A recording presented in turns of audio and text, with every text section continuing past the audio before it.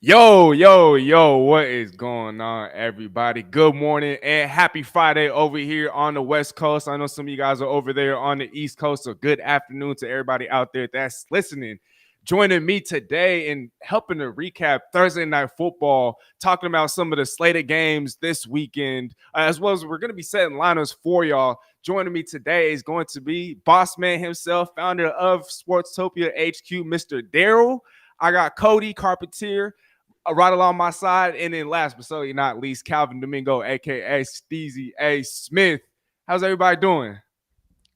Awesome. How you doing, Steezy? I'm Cody, feeling how are blessed. I'm you? feeling great. I, Cody? I'm doing I'm doing fantastic. I just wanted to say I think you kind of undercut the intro there with Daryl. Daryl two-time Snyder right there. Daryl two-time. I think he I should deserves have that. said that. No, but I'm So, doing fantastic. man, lovely. That's lovely music to my ears. Like Cody was talking about, y'all, Mr. Daryl Bossman over here, two-time Millie Maker winner. Man, let's get right into it. Obviously, some people might or might not know this, but if you're on the show, that means good things, especially on a Friday morning. So, Daryl, talk to me about last night. What happened? Why did it happen? How did it happen? Give me all the details. Wow, that's a lot. You might have to cut me off. There are a lot of things there, but thank you.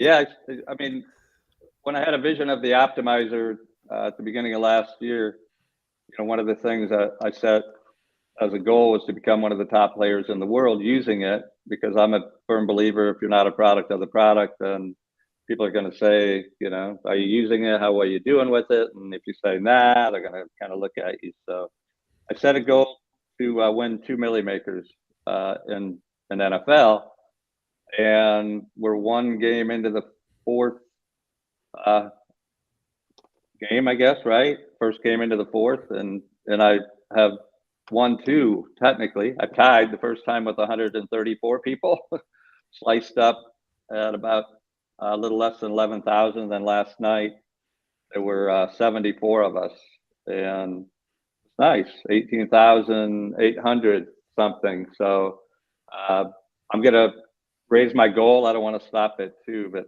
there was a lot of things that went into it. It's easy. I mean, if you want, it's not, we have the optimizer. I know it's up there in the right hand corner.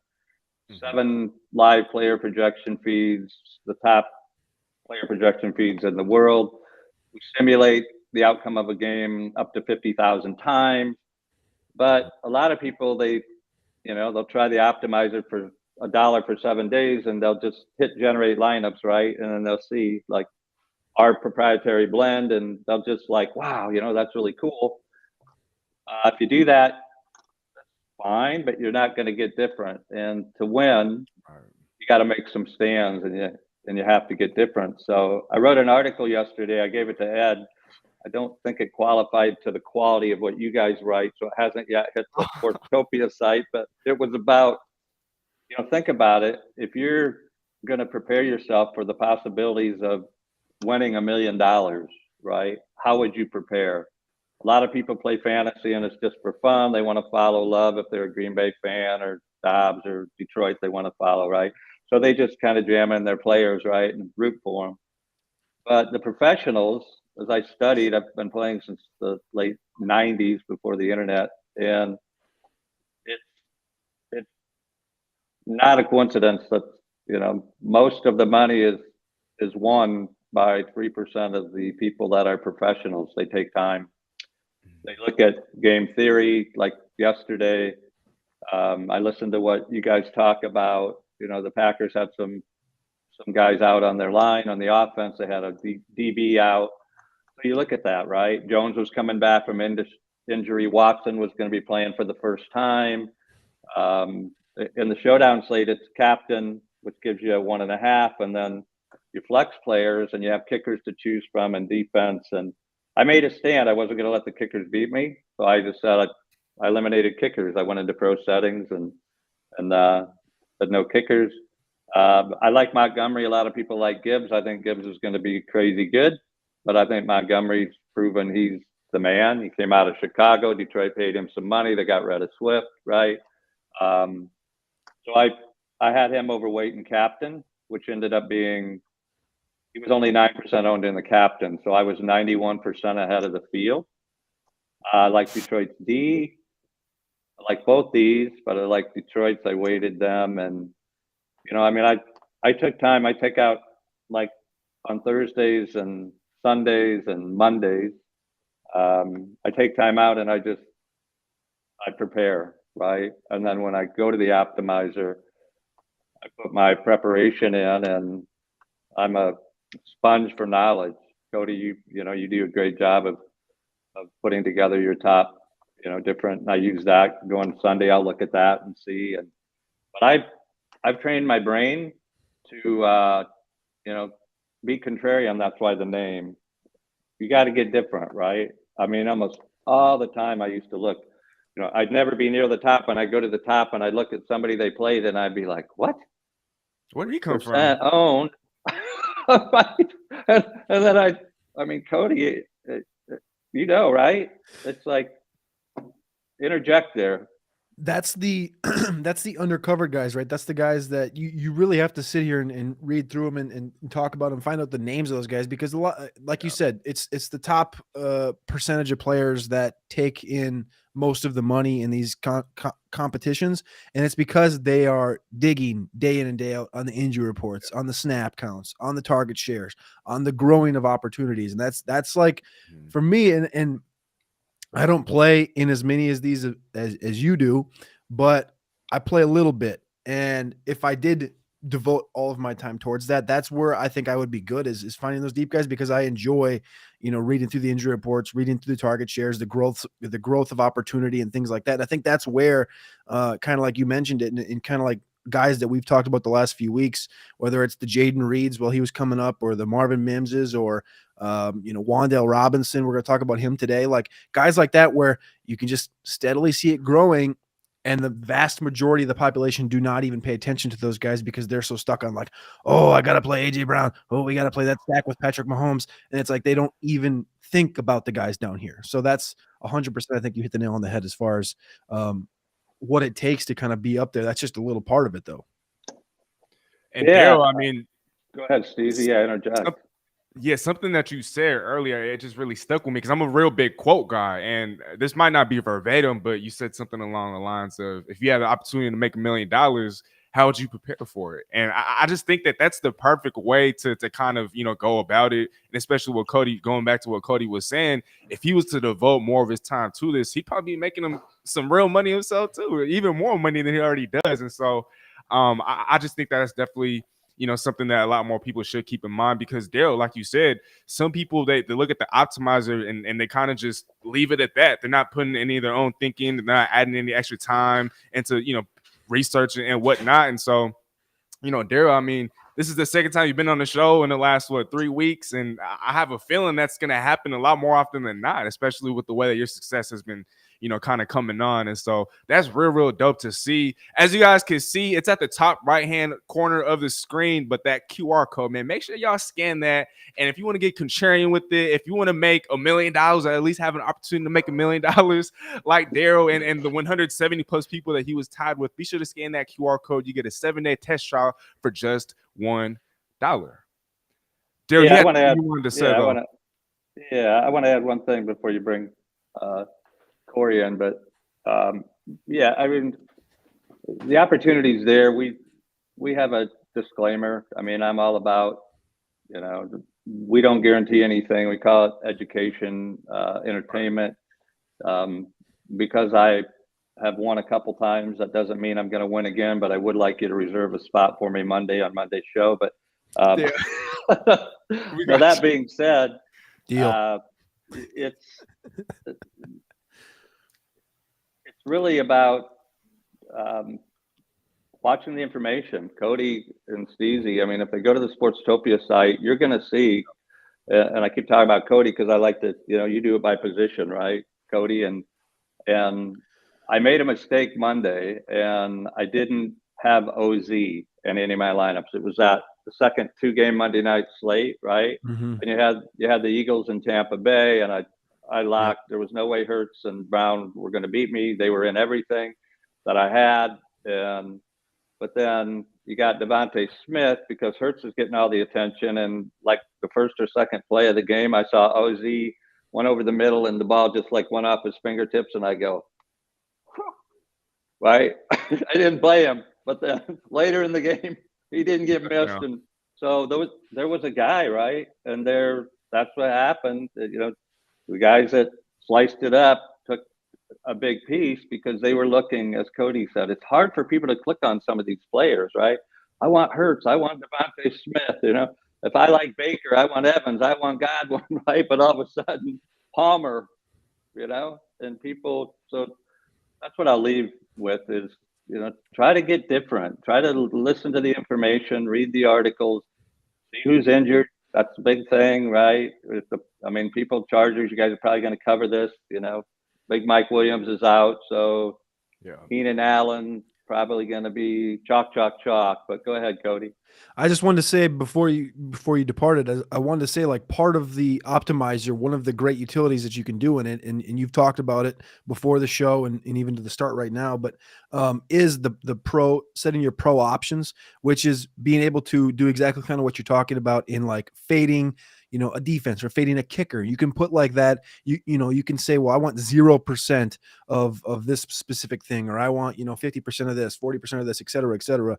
I think that's just a great tool to be able to utilize as the pro option inside the optimizer to have like a max or a minimum exposure to a certain player. And that's exactly what we're talking about. It's like, if there's a guy that's further down, mention the same name again, Wan'Dale Robinson last week, he had 22% snaps, 5 targets. Like, we're expecting that to grow. So that's a guy that, like, if you want to play him, you're going to go in there because maybe he's not going to get immediately plugged in by the optimizer because there's really just not enough on paper for the majority of the world to pick up on him, right? So it's going to be a guy you're going to go, oh, guess what I want? I want X percentage of this guy. And it's going to force him into those lineups and make it optimal with him inside of it. And I think that's just one thing that you mentioned before that I wanted to make sure that the populace kind of understood, was that you can literally, still have your opinion on a couple guys and then have this thing just completely build you some immaculate rosters and lineups.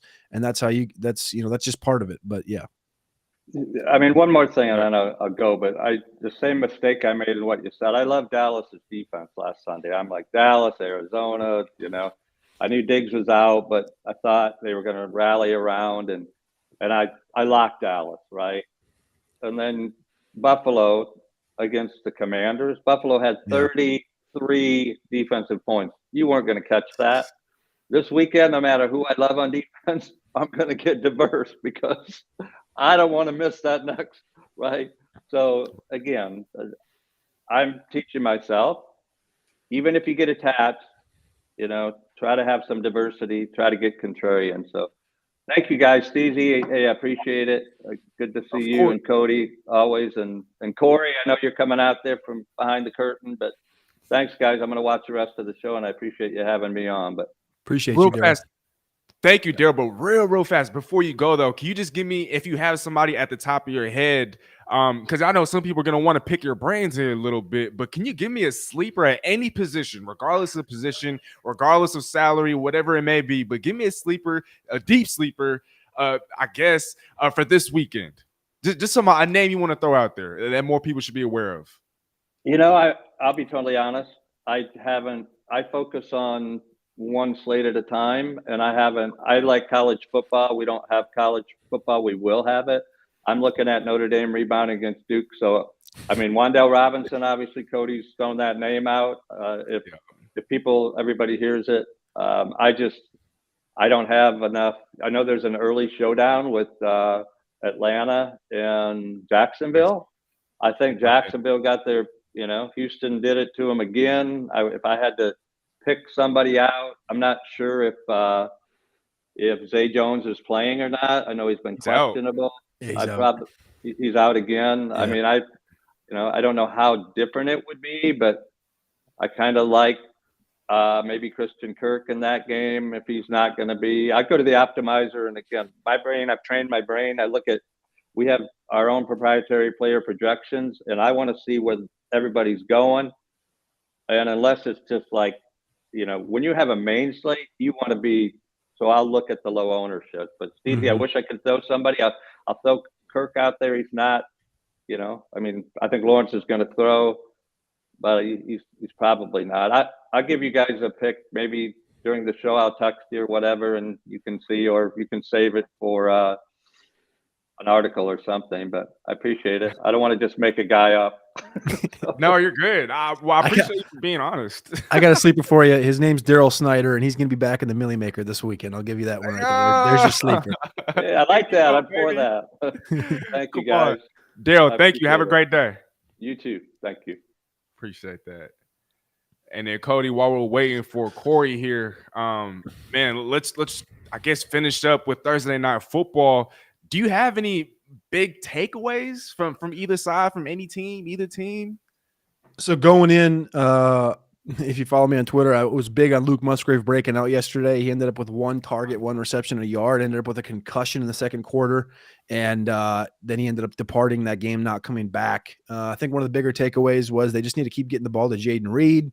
On the Detroit side of the things, like that running game is ridiculous with this offensive line. It was dominant, pushing downfield and opening holes for Montgomery, who had 32 carries in this game, which was tying a career high that he hasn't had in 3 years since he was in Chicago. He had 32 carries against Minnesota and scoring 3 touchdowns with that. So I think this Detroit offensive line is just staying dominant. And I think one of the last things I want to say is just Jahmyr Gibbs. People are overreacting so heavily on Jahmyr Gibbs. His efficiency is so obvious, and how he runs the football, he's going to be just fine. And everyone's like, well, this is just DeAndre Swift again. It's like, well, first off, Montgomery and Gibbs are better than Jamal Williams and Swift were, and that was a great duo. But Swift kind of just like burnt his opportunities up in Detroit with injuries and stuff. They love Gibbs. They don't want him to get hurt. I'll leave it at that. They don't want him to get hurt. They want him for the long run. Right? He goes in there and has 8 carries and 5 targets. Like, that's what they want right now. Let him continue to softly grow. And you know what? In fantasy football, it's not going to help us right now, but I promise you down the stretch, you're going to be very happy Gibbs is on your bench. I'll leave it at that. Man, well, appreciate that, Cody. Speaking of helping out our fantasy teams, we got another guest or another co-host hopping onto the show. So everybody, please welcome my good friend, my good man, should be appearing on the screen, Corey Parson at the Fantasy Exec. Should be hopping on anytime now. Here he is. Man, how we feeling, Corey? Ain't nothing much. Feeling good, you know what I'm saying? And, I think Cody just mentioned the key thing when he talked about Jahmyr Gibbs. He said you're going to be happy you have him on your bench. And that's where he belongs, like right now, depending on your depth. He's got to be a player that's coming off your bench because, obviously he's a talented guy, but you know what I'm saying? He's not ready to fully rock and roll yet. What's going on, fellas? They just straight up don't need, and that's the best. I think that's the big takeaway is like they put up 34 points in the Packers and given him 13 opportunities. And if you looked at the box score straight up for the Lions the last couple of weeks, like the target consolidation has been narrowed. It's like St. Brown, Laporta, Gibbs, and then you might get a Khalif Raymond last week. This week it's Josh Reynolds. It's like it's consolidated, and they're focusing on the running game. And if you watched last night, that offensive line was dominant. So they don't need him right now. And I think down the line they will need him. But yeah, just like you said, he belongs on the bench currently. But the talent is so evident and so easy that people, I think there is a little bit of a overreaction on Twitter last night and this morning just about, Gibbs isn't good. Gibbs is DeAndre Swift. And DeAndre Swift, I think, was a different animal with some injuries and other things. So people just need to kind of pump the brakes on Mr. Jahmyr Gibbs. Right, and this is more season long, and so we'll kind of touch on that just a little bit. But there are a lot of fantasy owners out there that have Jahmyr Gibbs as a running back 1, and so what do you tell to those people? Because I know we're telling them, bench Gibbs, but what do you do at running back if he's your number 1 guy? Is there anybody out there potentially on a waiver wire, maybe somebody out there that you could possibly trade for whose value is down? Would you suggest that they trade for Derrick Henry, who could be a buy low candidate right now? Cody, I'll start with you, but where would you go? How would you pivot if Jahmyr Gibbs was your RB1?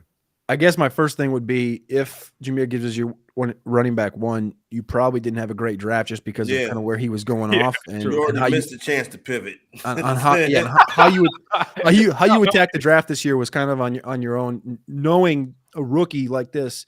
Bijan got up to be a top 5, top 6 pick in drafts going into the season, and like even that was a little hot because like everybody knows these rookies, like it's very rare that they come in and just take over the lion's share. So if you expected Gibbs to take over that share, that was your first mistake. And I think where you messed up first.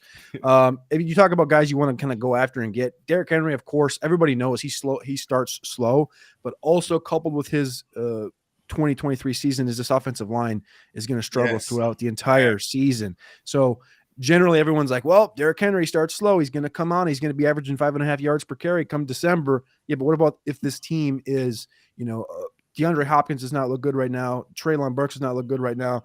Ryan Tannehill sucks. Like, what if they're just completely depleted by December and everybody knows Derrick Henry's the only guy they have? Like, that could be a situation where you don't want to be stuck holding that bag. There's a lot of guys, I think, that are just free agents or young that you can go after and you can target, whether it's, Roshan Johnson in Chicago. Jerick McKinnon is one that is very pukey and very ugly. We talked about ugly plays earlier with Daryl on here, but like McKinnon's a guy that you saw what he did in the receiving game last week, or not last week, but last year, coupled with now last week, they're starting to use him even more. Aside of Isaiah Pacheco and Clyde Edwards-Helaire. So there's guys down in that tier that I think you can continue to attack. Zach Moss, he's got over 50 carries the last 2 weeks for Indianapolis, and Jonathan Taylor is supposed to be coming back next week. Will he play in Indianapolis? I would say that's about a 15% chance that he plays a snap in Indianapolis. So with that being said, Zach Moss is there, right? Zach Moss is owned in most spots now after back-to-back 30-carry weeks. Trey Sermon is equally as pukey as Zach Moss has been the last 5 years. Trey Sermon's the guy behind Zach Moss. So if the opportunity is there, this offensive line is fine. Very good. Top 5, I would say. And I think Trey Sermon's a guy that if you're in kind of like these deep season leagues, I'm adding guys like Trey Sermon. As much as I'm not a fan of Trey Sermon, this offensive line is good enough to open holes and make opportunity, as you're already seeing with Zach Moss. That's an excellent point right there. Good stuff. Definitely can't complain about that one right there. Do you have anybody in mind, Corey? As far as running backs, my waiver wire is a disaster. I'm going to go get Trey Sermon. You know what I'm saying? It's just nothing out there. You playing 20 you playing leagues with 20 roster spots. You know what I'm saying?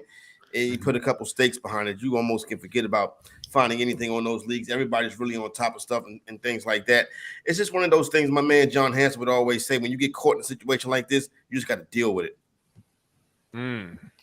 That's the fact. That's the facts. That's just what it is. I love it. I love it. Before we move on to our next topic, we're going to be breaking down some of the games in this weekend's slate. Because Cody, I asked you this, but Corey, do you have any fantasy takeaways from last night's Thursday Night Football matchup? That Detroit Lions run defense is legit. I think you definitely like to see what they're doing. Last week, they held the Atlanta Falcons, who love to run the football, to 2.2 yards a carry. This week, they hold the Packers, another team that like to run the football, 2.3 yards an attempt. So that run defense is stout. Aaron Glenn looking like a coordinator of the year candidate or what he's doing, because that run defense was a weakness of that team, and now it's one of their strengths. Right. They've drafted well. Listen, let's relax on them now. They're not the Philadelphia Eagles, but I'm very excited to see what that defense has been able to do. And Jordan Love is he's going to have his moments. Like, he has a lot of patting the football and throwing the ball out of bounds, and then so he really shows flashes of both. You can't get either too hot or too cold one way on him.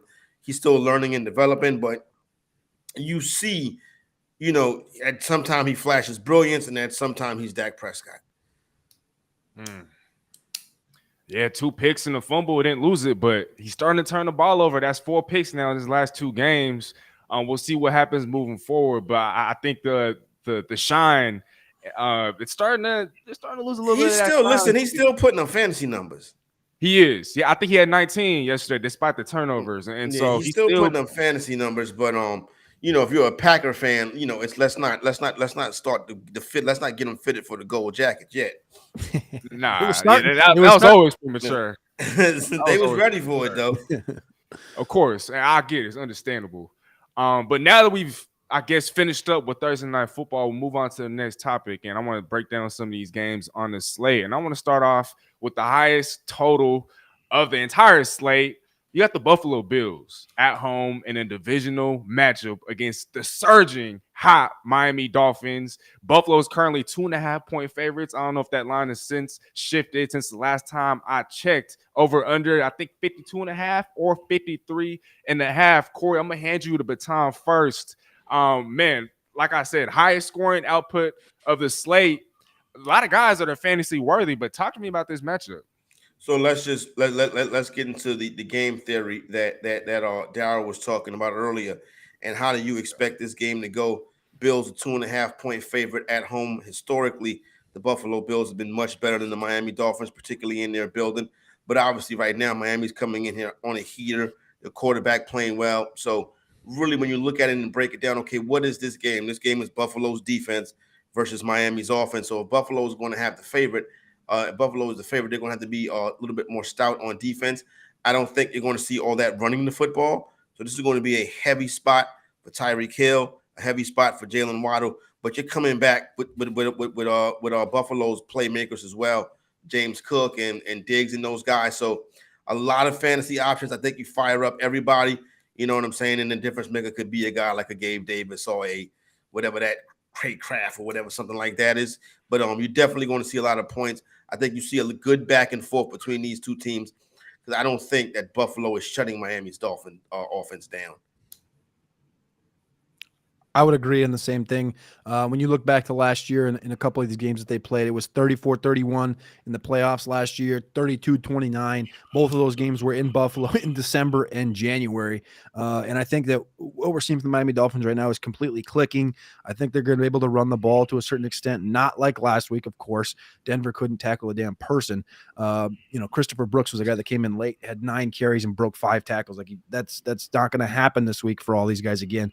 But I do think that this is going to be one of the better games that we see this year. Not only this week, I think it'll be the best this year. Yeah, because you're talking about Buffalo, who started out kind of slow. They're starting to come on right now quietly because Miami is getting all the conversation. I think Miami's going to come in there. It's going to be a good game. If I had to pick this one, honestly, I'm picking Buffalo this week. I just think that this is a perfect spot for them to kind of say, hey, you remember, we're still here, right? Sounds like Jalen Waddle will be back. But James Cook has been strong. James Cook on the opposite side has been quietly, like I mentioned with the Buffalo Bills in general, he's been quietly strong all year. You're going to play your Tyreek Hills in this game. You're going to play your Stephon Diggs, as they both have good matchups this week. Tyreek Hill against Christian Benford, who's outside the top 50 on the cornerback rankings that my buddy does over at playerprofiler.com. And Tyreek Hill just unstoppable force right now at the wide receiver position. So you have to play him in all your spots, especially in DFS this week. Obviously, don't need to say that again. But James Cook looking good. You mentioned River Craycraft. I think he's interesting. You also have the tight ends, right? The Kincaids, the Knoxes, the Smythes. I think these are all 3 of these options. Again, I'm going to keep saying Smythe every week just because he's at the bottom of the barrel. But I think Kincaid, another rookie who they've talked about wanting to use more and more over the offseason. I think you're going to continue to see that build. And this is kind of a game where, you need to score points. It's going to be a 30-30 game somewhere in that ballpark. So you're going to need to be getting the ball spread out. So there's not going to be a tight consolidation to one guy like we've seen before. I think you're going to see it spread out, and some guys are going to come out of the woodwork, and maybe Khalil Shakir catches a touchdown, Dalton Kincaid somewhere in that ballpark. So I think this is going to be a really fun game. Like I mentioned, not even the best game of the week, but the best game of the year in that conversation. And I think you could see a big special teams play in this game as well. A game like this would normally come down to a special teams play. I like that. I wouldn't put it past any of these teams. Hey, Cody, I need you to talk to Terrell for me, because he's so low on James Cook, man. I don't know why there's all this hate on Buffalo Bills running backs, but I was trying to tell him on the show this other day. So, next time y'all work, hammer it home for me because I can't seem to get to him. I got you. And again, I'm not the biggest James Cook guy because he's, I think he this is just a very blatant basic opinion, but I think he runs in the same style that his brother does, Delvin. But the thing is he's 15 pounds lighter. So I've never been the one to trust James Cook, but he's shown us this year, hey, I'm getting opportunities and I'm going to make the most of it with it. And I like James Cook as a player, but I guess my innate sense has been to fade him over the course of his career just because of his size, apropos to his brother and the injury history. So, but James Cook fits great in this offense, and they're actually dumping the ball off to him, and they're actually utilizing guys like Latavius Murray and Damian Harris with James Cook. And I'm not going to play either of those guys. Yeah, the Lat Murray thing is, oh my God, it's weird, isn't it? I'm looking at the jersey, and I'm like Murray, DeMarco. And I'm like, vultures, man. Then I'm like, Lat. Oh no, not Lat. Man, I think I've owned Lat Murray in a fantasy team for a decade now. You know what I'm saying? Like when he was first on the Raiders, I remember those days. Oh my goodness, Lat Murray. Speaking of running backs, though, before we move on to the next game, because I know a lot of people are kind of stuck or torn between these two running backs, but who do we want? Raheem Mostert or Devin Achane? Or who's the guy moving forward for you guys? For me, I'll start quick. You have to roll with Raheem Mostert for now. The A-chain thing, I think, was only exploded more last week because of how that game got out of hand so early. And they're like, all right, cool. We're just going to continue to push him out there. So it's not like a Raheem Mostert, 70% opportunity share. I think you're going to see these guys, definitely A-chain made ground, but I don't think he's going to overtake Mostert because I think Mostert, obviously being the veteran in the room, still has that explosion, still has that speed. All I think this is going to do is kind of just bring them closer together. But I don't think Miami's just going to be like, here, Devon, take the baton and go with it. Like, I think they're going to utilize this in a very smart way of making sure both guys touch the field enough. Again, last week, you can say it a million times, 375 yards and 8 touchdowns. Like, you'll never see it again. But the efficiency at which they ran with in the receiving and the rushing game, I think says enough that you're going to see more A-chain. But for now, I'm gonna still have that baton in Raheem Mostert's hand as my lead back, and I think he's going to be the guy that you trust the most. Terrible job by Nate Hackett last week.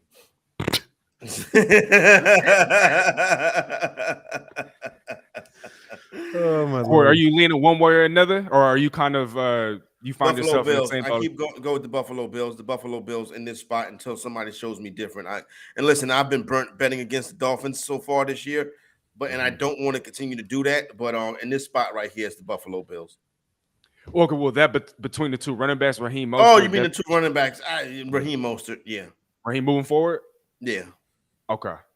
For sure. Well, I mean, that said, let's move on to the next game. I want to talk about what's going on in London. We got Jacksonville. Why? We got Atlanta. Why? What? The only reason why is because, one, it's in London, and if I'm not mistaken, this is going to be the Toy Story game, right? Did y'all hear about that? This is the Toy Story game, and also the Jaguars are basically living out there. They're out there till next weekend.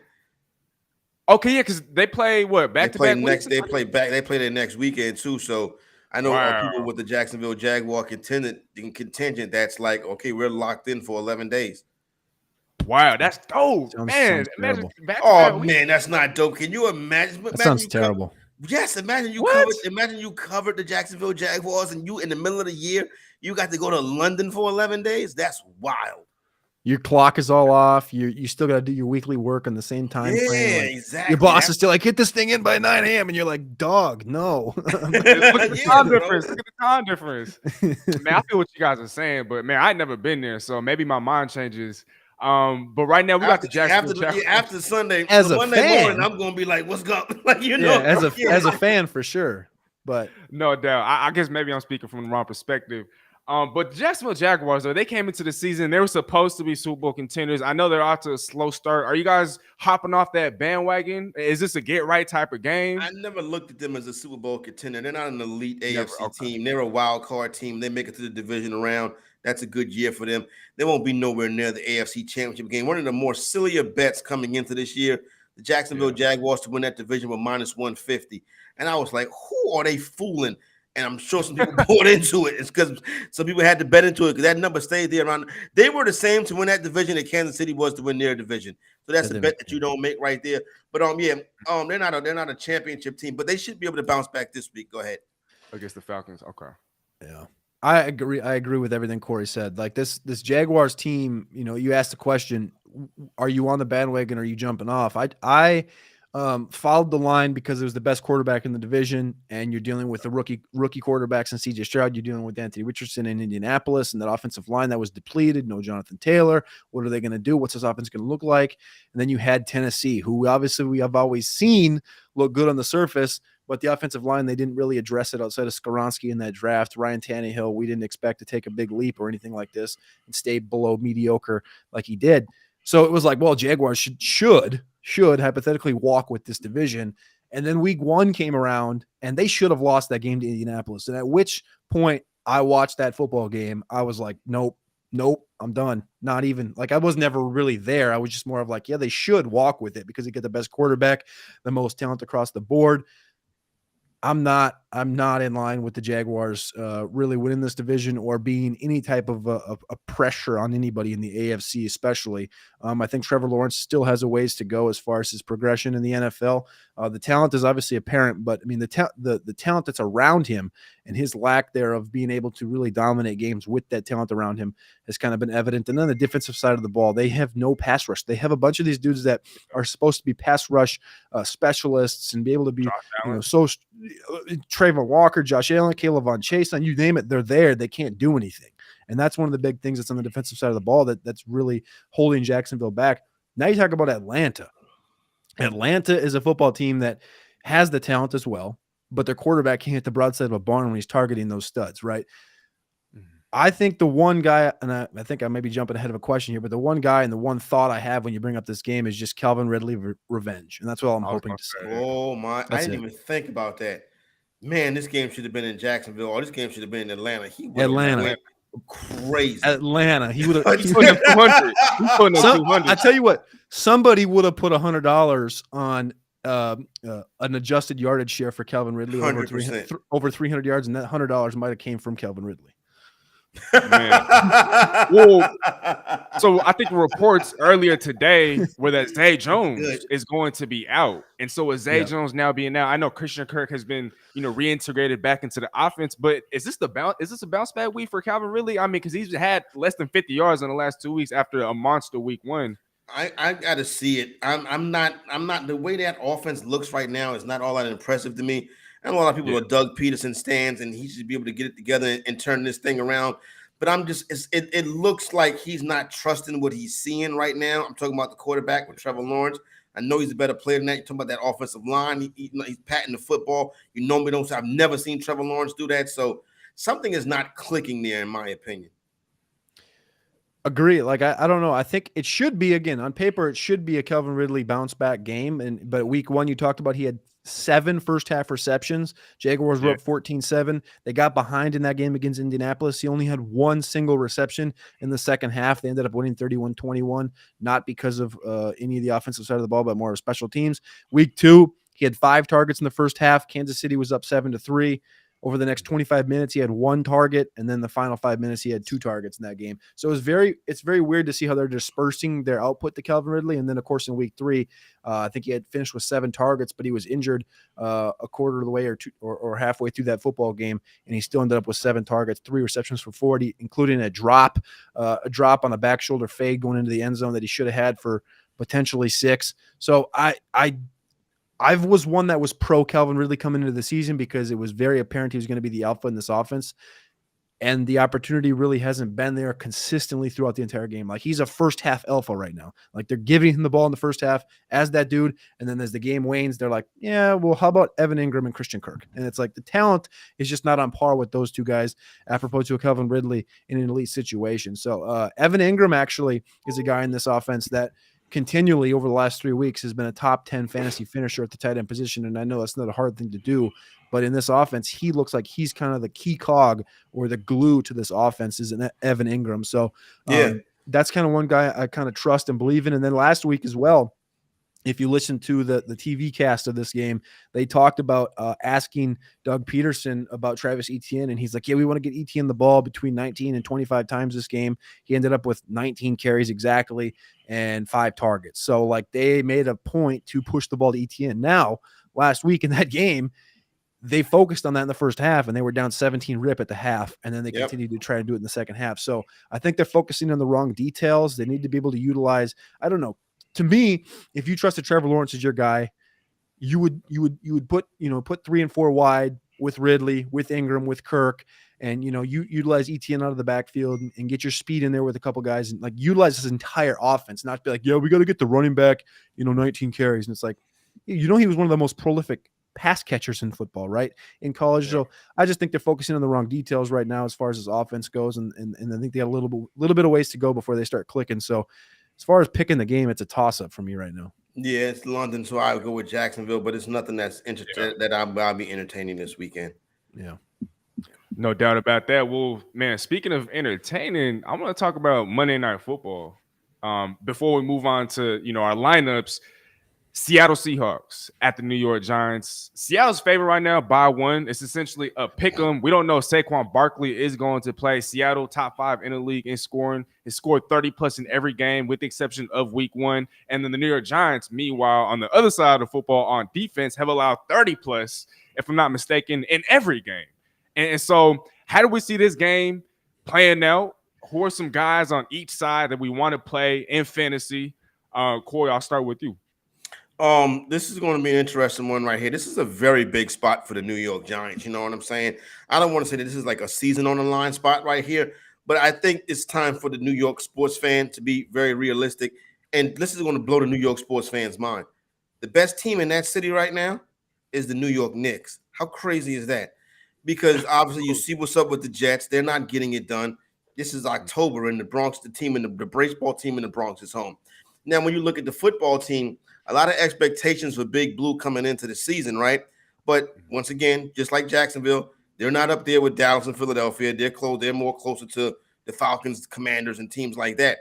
With that being said, they don't look the same as they did last year. I think the Giants have a culture issue. When the team goes from bad to good and everybody immediately wants to get paid, I got a problem with that. And I think that's what happened with the Giants. I don't think they're the same team. I think Seattle's a top 4 team in the NFC. No, I don't like them being a short road favorite. That's what I don't like. Hard, difficult game to handicap, but I think you fire up Tyler Lockett. I think you see Ken Walker get it going. And then listen, at the Giants, I would look for a deep shot a couple times with Jalen Hyatt. That's who they go to for, Even though we didn't see it last week against what should have been an exploitable matchup against the Cardinals. That's who they go to for big plays. Okay. Cody? I want to say one thing that the first words I think you mentioned in this game was entertaining on Monday night, Seattle and New York Giants. I don't know if you can put the word entertaining in the same sentence as the Giants right now. Not quite yet for me. You did it, but I did. I know.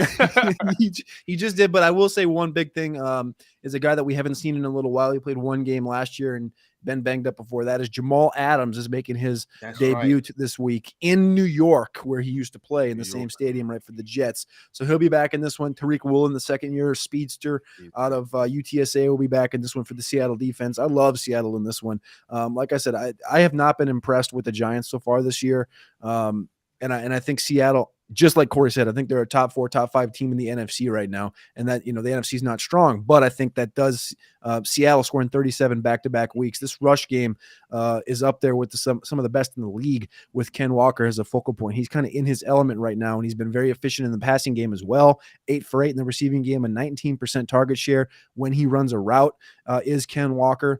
So guys I like in this game. Love Ken Walker, obviously, for those reasons. On the other side, I like Wan'Dale Robinson. I talked about him before. He had 5 targets on 22% snap share last week in that one.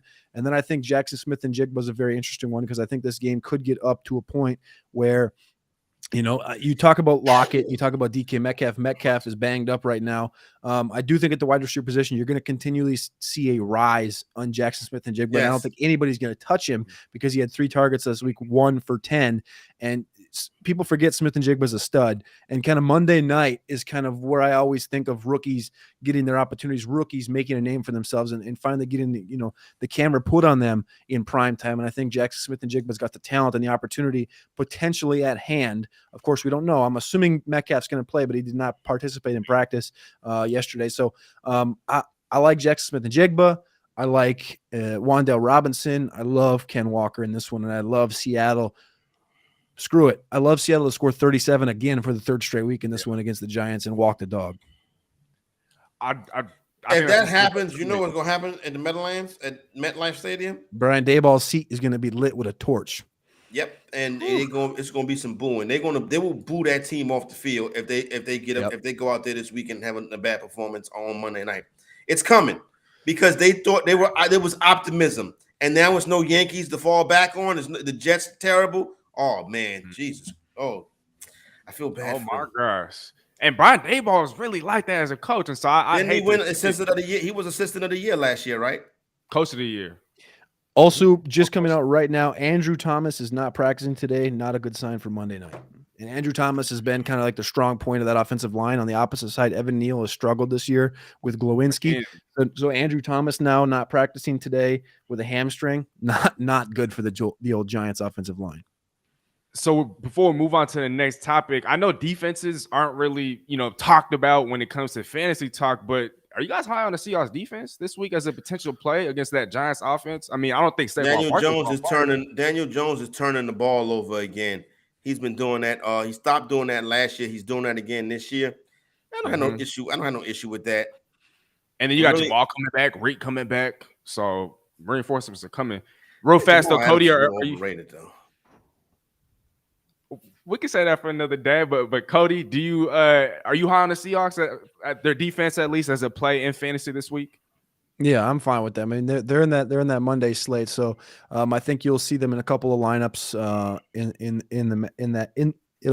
that lineup. So, like I said, Jamal Adams comes back, Tariq Woolen. If either of those guys are, I don't know. I don't really have high expectations for Jamal Adams, but I mean, you are in that situation where if Daniel Jones turns the football over, I feel like Jamal Adams might be in the vicinity. So, and we know he's a stud. So, you know what? I'm just saying, Hey, Cody, you see this? Y'all guys see this? The Browns. The Browns are a 1-point favorite. I've seen that. It moved 2 points. What happened? Did somebody Deshaun Watson didn't throw today. Okay, that must be what that came out like 20 minutes ago. Yeah. Deshaun Watson did not throw. I think it was today That's more maintenance related though, right? Like it's not like he's in danger of missing this game. I don't believe it must be if that line moved 2 points. Right. I don't know. That's what I'm thinking. Because I know Baltimore's getting the offensive lineman back. I know 2 of them are coming back, Ronnie Stanley and I forgot who else. And then I think the receivers, I don't know if OBJ is set to play. We can touch on that another time. We got Odell Beckham playing. even though it's a revenge game against the Browns. Odell Beckham is it would have Dalvin Cook had a revenge game. Be nice. Come on, be nice. That's different because his offensive line in New York is messy. I wish the best for Odell Beckham. Sorry, Cody. No, I know. I'm in line with you as well. You good. We all do. It's all right. Before we do wrap up the show, though, y'all, I want to talk about lineups and the most optimal lineups that we could possibly set. Before we get into that, though, and kind of break it down position by position, you guys might not notice, but every week, twice a week, I drop, a bargain bin article and a fades article. And one guy that I'm fading, especially in DFS this week, this is going to sound crazy because I think he's a top 5 quarterback in the National Football League. And we was just talking about this matchup, but Lamar Jackson. And according to FanDuel, he's the quarterback 4 at cost with a salary of $8,200. But that Cleveland Browns defense has been absolutely tenacious this season. Cleveland is at home. That pass rush has been absolutely monstrous. The secondary has been locked down. Jim Schwartz at defensive coordinator has been a revelation for this football team. Corey, I'm going to start with you. Am I crazy for fade Lamar Jackson this week? I don't think you're crazy. Obviously, you make a good point about that Cleveland Brown defense, but what I'd be concerned with is this. This is a game that's going to come down to quarterback play. And Lamar Jackson's a better quarterback than Deshaun Watson. And in a game like this is the type of game where, how people always talk about quarterbacks and he don't have no weapons or he needs some weapons. Lamar Jackson is the weapon. In a game like this, Lamar Jackson to take over the game. So I would worry about Lamar taking over. Okay. Cody, talk to me.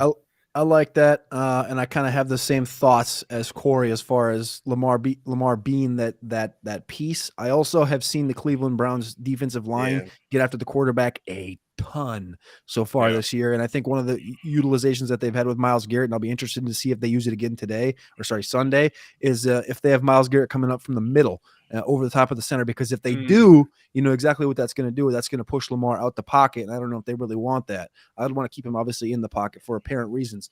But I think that Lamar's an interesting play. It's a very, very, very tough matchup as far as the defensive talent goes in Cleveland, but I do trust the talent around Lamar Jackson.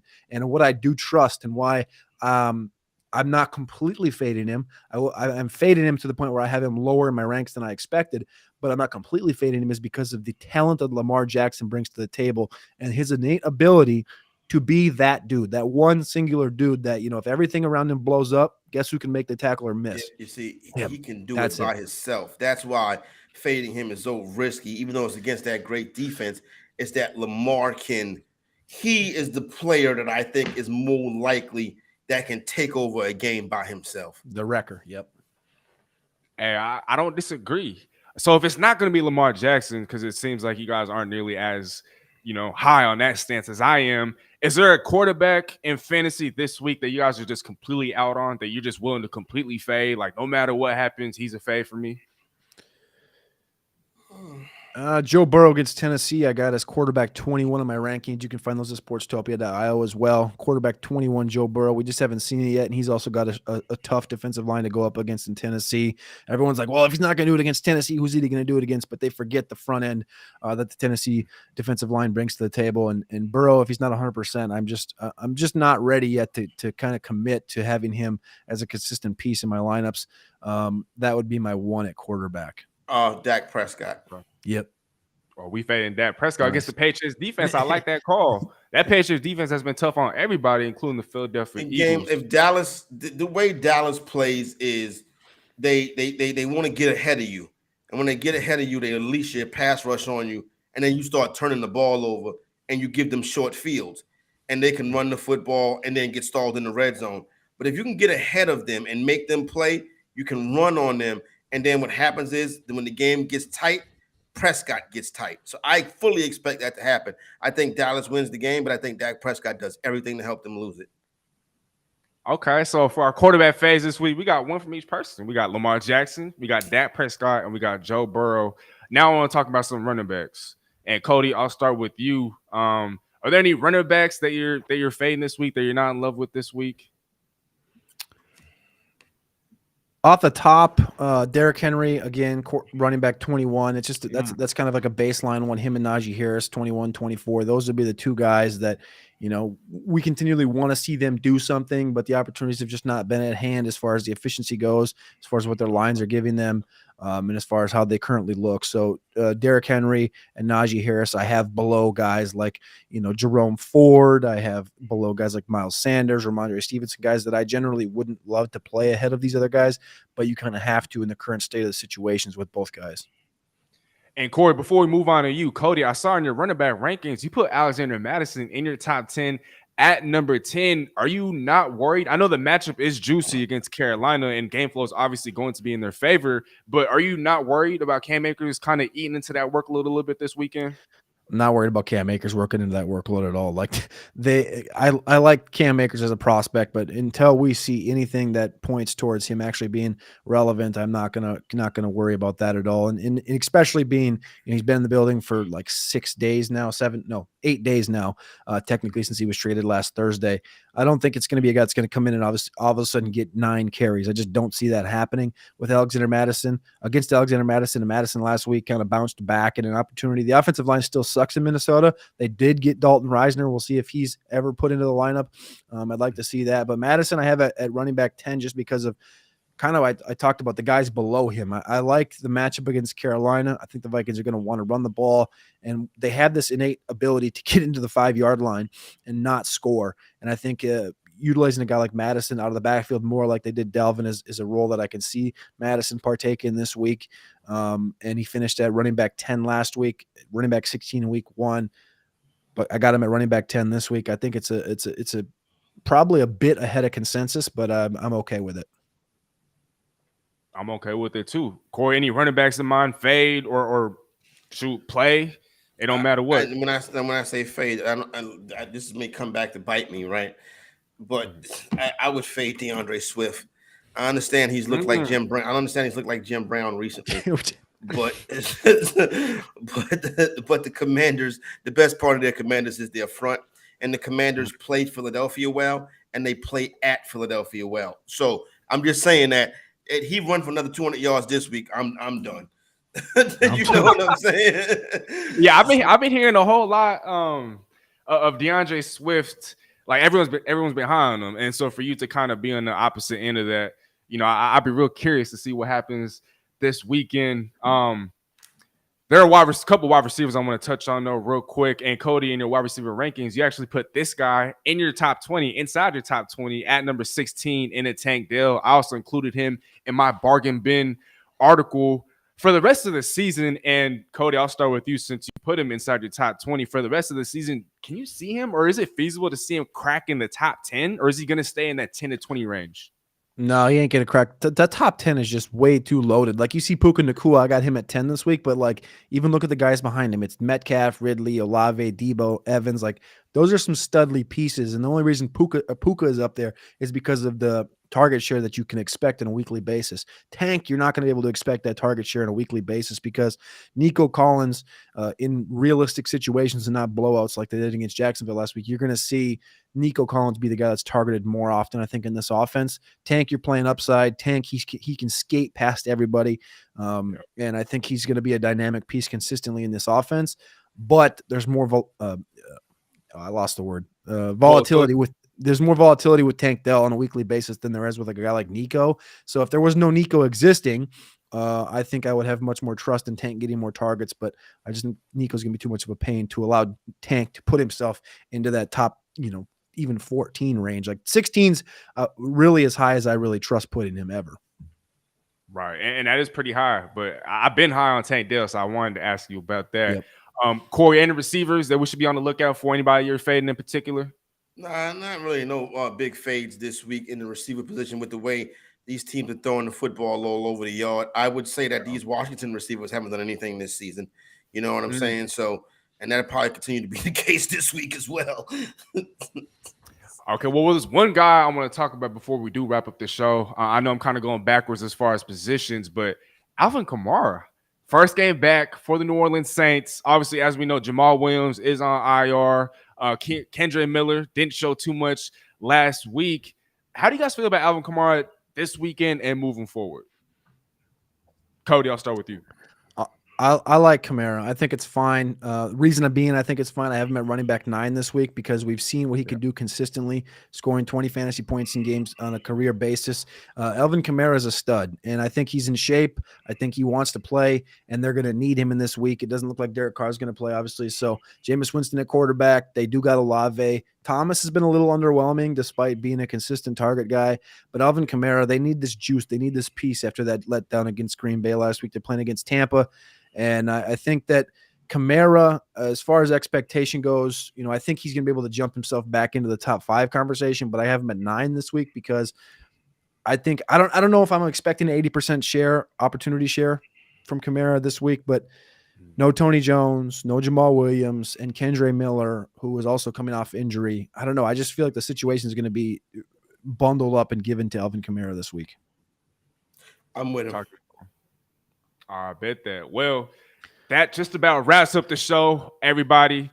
Thank you for tuning in to another edition of Fantasy Fire and Ice NFL edition. Before we do go, though, I want to plug a couple of things. Be sure to check us out on the website at sportstopia.io, not sportstopia.com, but sportstopia.io for all of our articles, for links to all of our shows. Be sure to tune in Monday through Friday. Various times. We're live every single day. And don't forget to scan that QR code. I know it's not currently present, but you can check out the Contrarian Edge Optimizer on the Fantasy Sports Logic website. Just go on fantasysportslogic.com. And now there's the code, top right-hand corner of the screen. Be sure to scan that. You get a 7-day test trial for just $1. And you guys seen a man at the beginning of the show, boss man himself, Sportstopia HQ boss man, Daryl. He spoke glowingly of it. And so I think that's really all you need to know. And that's it for Corey Parson at the Fantasy Exec, Cody at Carpentier NFL, and last but certainly not least, Steezy A. Smith. Y'all have a great Friday, a great weekend. Peace and blessings, and peace.